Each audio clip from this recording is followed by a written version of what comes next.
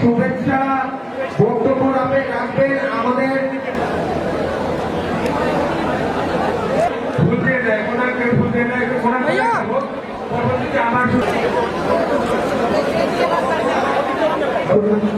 এই আয়োজন সফল করার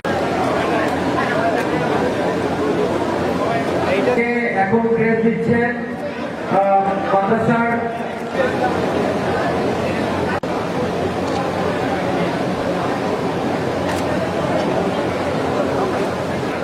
আপনারা কেউ সামনে এসে এখানে প্রিন্ট মিডিয়া এবং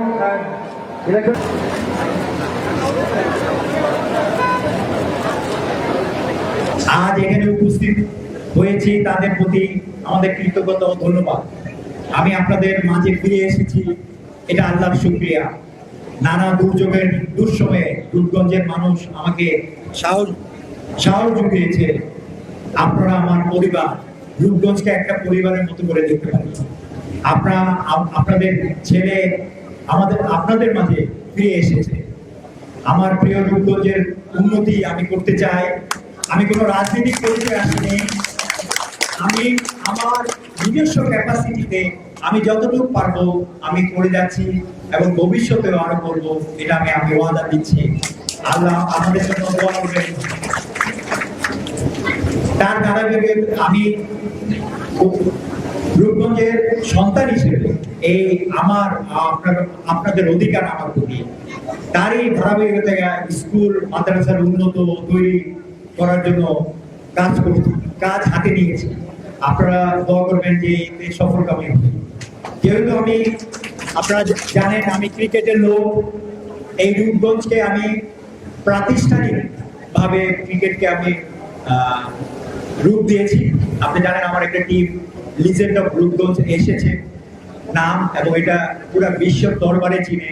আপনারা জানেন যে আমার সচিন তেন্ডুলকার আমার বন্ধু, উনি এসেছিলেন, এটাকে আমি রূপগঞ্জে তাকে নিয়ে এসেছি। ভবিষ্যতে আমি তাকে নিয়ে আসবো আশা করছি।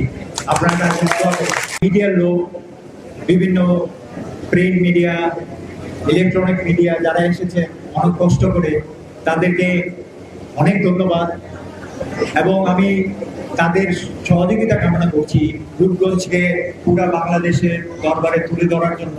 আমরা রূপগঞ্জকে